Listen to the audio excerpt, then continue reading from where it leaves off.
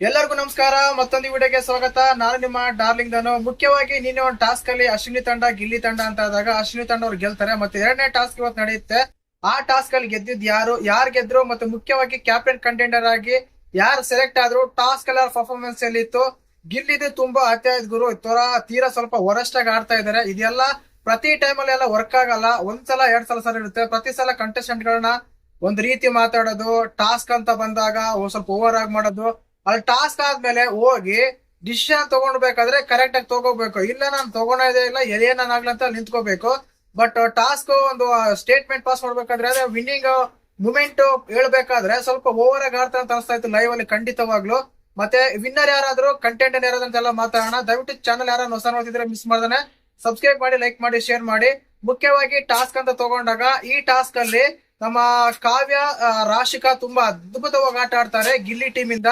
ಅದೇ ರೀತಿಯಾಗಿ ಸೂರಜ್ ಅವರು ಇರ್ತಾರೆ. ಆ ಟೀಮ್ ಅಲ್ಲಿ ಬಂದ್ಬಿಟ್ಟು ಧ್ರುವಂತು, ಜಾಹ್ನವಿ ಮತ್ತು ನಮ್ಮ ರಿಷ್ ಅವ್ರು ಇರ್ತಾರೆ. 3 ಜನ ಟಾಸ್ಕ್ ಆಡಬೇಕು. ಆ 3 ಜನದಲ್ಲಿ ಗಿಲ್ಲಿ ತಂಡ ಅಂತ ತಗೊಂಡಾಗ ಕಾವ್ಯ, ರಾಶಿಕಾ, ಸೂರಜ್. ಅಶ್ವಿನಿ ತಂಡ ತಗೊಂಡಾಗ ಜಾಹ್ನವಿ, ರಿಷಾ ಮತ್ತು ನಮ್ಮ ಧ್ರುವಂತು, ಈ 3 ಜನ ಆಡ್ತಾರೆ. ಟಾಸ್ಕ್ ಏನಂದ್ರೆ ಒಂದು ಪೋಲ್ ಇರುತ್ತೆ, ಒಂದು ಕ್ಯಾಪ್ಟನ್ ಫೋಟೋ ಇರುತ್ತೆ, ಅಂದ್ರೆ ಟೀಮ್ ನ ನಾಯಕನ ಒಂದು ಫೋಟೋ ಇರುತ್ತೆ. ಆ ಫೋಟೋನ ಸ್ವಿಮ್ಮಿಂಗ್ ಪೂಲ್ ಹಾಕ್ಬೇಕು. ಒಂದು ಫೆಡಲ್ಸ್ ಅಂದ್ರೆ ಕಟ್ಟಿಯನ್ನ ಜೋಡಿಸಿ ಅದನ್ನ ಒಂದು ಪೋಲ್ ಇಂದ ತಳ್ಳಬೇಕು. ಆ ತಳ್ಳ ಟಾಸ್ಕ್ ಇರುತ್ತೆ. ಈ ಟಾಸ್ಕ್ ಅಲ್ಲಿ ಮಾತ್ರ ಸ್ಟಾರ್ಟಿಂಗ್ ಅಲ್ಲಿ ಹೆಣ್ಮಕ್ಳು ಟಾಸ್ಕ್ ಆಡಿದ್ ಮಾತ್ರ ಅದ್ಭುತವಾಗಿತ್ತು, ರಾಶಿಕಾ ಮತ್ತು ನಮ್ಮ ಕಾವ್ಯ. ಆದ್ರೆ ಸೂರಜ್ ತುಂಬಾ ಎಡಗಿದ್ರು. ಕೊನೆಯದಾಗಿ ರಿಸಲ್ಟ್ ಹೇಳ್ಬೇಕಂದ್ರೆ ನಮ್ಮ ಅಶ್ವಿನಿ ತಂಡದವರು ಮತ್ತೆ ಟಾಸ್ಕ್ ವಿನ್ ಆಗ್ತಾರೆ. ಕಂಪ್ಲೀಟ್ ಆಗಿ ಈ ವಾರದ 2ನೇ ಟಾಸ್ಕ್ ಕೂಡ ಅವರೇ ಗೆಲ್ತಾರೆ. ಇದು ಕೊನೆ ಟಾಸ್ಕ್ ಆಗಿರುತ್ತೆ ಅನ್ಕೊಂಡಿದೀನಿ ಮೋಸ್ಟ್ಲಿ. ಇನ್ನು ಟಾಸ್ಕ್ ಆಡ್ಸಲ್ಲ, ಇನ್ನೇನಿದ್ರು ಕ್ಯಾಪ್ಟನ್ಸ್ ಟಾಸ್ಕ್. ಮೊದಲೇ ಟಾಸ್ಕ್ ಗೆದ್ದಾಗ ಅಭಿಷೇಕ್, ಅಶ್ವಿನಿ ಗೌಡ ಸೆಲೆಕ್ಟ್ ಆಗಿದ್ರು ಅಂತ ಅನ್ಸುತ್ತೆ. ಅಭಿಷೇಕ್ ಅಂತ ಫಿಕ್ಸ್, ಇನ್ನೊಬ್ರು ಯಾರು ಗೊತ್ತಿಲ್ಲ. ಬಟ್ ಈ ಟೈಮ್ ಅಲ್ಲಿ ಮಾತ್ರ ಧ್ರುವಂತ್ ಅವ್ರು ಸೆಲೆಕ್ಟ್ ಆಗಿದ್ದಾರೆ ಕ್ಯಾಪ್ಟನ್ ಕಂಟೆಂಡರ್ ಆಗಿ. ಧ್ರುವಂತ್ ಅವ್ರು ಕೂಡ ತುಂಬಾ ಚೆನ್ನಾಗಿ ಆಟ ಆಡ್ತಾರೆ, ಅದ್ಭುತವಾಗಿ ಆಟ ಆಡ್ತಾರೆ. ಆ ಫೋಟೋನ ಕರೆಕ್ಟ್ ಆಗಿ ಸ್ವಿಮ್ಮಿಂಗ್ ಪೂಲ್ ಹಾಕೋದ್ರಲ್ಲಿ ತುಂಬಾ ಅವರು ಸಾಧನೆ ಮಾಡ್ತಾರೆ. ಐ ಮೀನ್ ಚೆನ್ನಾಗಿ ಆಟು ಅದನ್ನ ವರ್ಕೌಟ್ ಆಗುತ್ತೆ, ಅವರು ಕರೆಕ್ಟ್ ಆಗಿ ಆಡ್ತಾರೆ ಅಂತ ಹೇಳ್ಬೋದು. ಇದೆಲ್ಲ ಆದ್ಮೇಲೆ ಗಿಲ್ಲಿ ವಿನ್ನಿಂಗ್ ಅನೌನ್ಸ್ಮೆಂಟ್ ಮಾಡ್ಬೇಕಲ್ಲ, ಯಾರು ಗೆದ್ದಿದಾರೆ ಅಂತ ಹೇಳಿ. 2 ತಂಡದ ನಾಯಕರು ಹೋಗಿ ವಿನ್ನಿಂಗ್ ಅನೌನ್ಸ್ಮೆಂಟ್ ಮಾಡ್ಬೇಕು ಉಸ್ತುವಾರಿಗಳಾದಾಗ. ಆ ಟೈಮ್ ಅಲ್ಲಿ ಅಶ್ವಿನಿ ಅವರು ಎಷ್ಟೇ ಕರೆದ್ರು ಗಿಲ್ಲಿ ಹೋಗಲ್ಲ.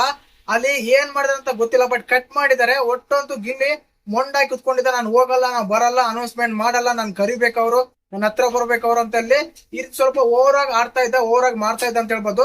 ಬಟ್ ವಿನ್ನಿಂಗ್ ಮೂಮೆಂಟ್ ಯಾವ ರೀತಿ ಇತ್ತು, ಏನಾದ್ರು ಎಡವಟ್ಟಾಯ್ತಾ ಏನಾಯ್ತಾ ಅಂತ ಮಾತಾಡೋದಾದ್ರೆ ರಘು ಅವರು ಅಲ್ಲಿರೋ ಕಂಟೆಸ್ಟೆಂಟ್ ಗಳು ತುಂಬಾ ಹೇಳ್ತಾ ಇದ್ರು, ಸ್ವಲ್ಪ ಮೋಸ ಆಗಿದೆ, ಅದಾಗಿದೆ, ಇದಾಗಿದೆ ಅಂತ ನೀವು ಒಪ್ಕೊಳ್ಬಾರ್ದಾಗಿತ್ತು ಅಂತ ಗಿಲ್ಲಿಗೆ ಹೇಳ್ತಾ ಇದ್ರು.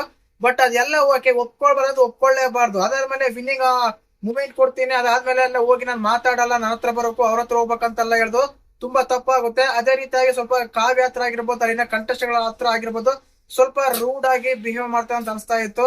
ಯಾಕಂದ್ರೆ 3 ದಿನಗಳಿಂದ ಅದೇ ಆಗ್ತಾ ಇದೆ. ಲಾಸ್ಟ್ ವೀಕ್ ಅಲ್ಲಿ ಅದೇ ಆಗಿತ್ತು, ಈಗಲೂ ಅದೇ ಆಗ್ತಾ ಇದೆ. ಕಂಪ್ಲೀಟ್ ಆಗಿ ಎಲ್ಲೋ ಒಂದ್ ಕಡೆ ನೆಗೆಟಿವ್ ತರ ಹೋಗ್ತಾ ಇದ್ದಾನ ಗಿಲ್ಲಿ ಅಂತ ಅನಿಸ್ತಾ ಇದೆ. ನೋಡೋಣ, ಎಪಿಸೋಡ್ ನೋಡಿ ಮಾತಾಡೋಣ. ಒಂದಂತ ಸತ್ಯ, ವಿನ್ನಿಂಗ್ ಆಗಿದೆ ಮಾತ್ರ ಅಶ್ವಿನಿ ಅವರ ತಂಡ. 2 ಟಾಸ್ಕ್ ನಮ್ಮ ಗಿಲ್ಲಿ ತಂಡ ಸೋತಿದೆ. ಇದು ಒಂದು ಅಪ್ಡೇಟ್.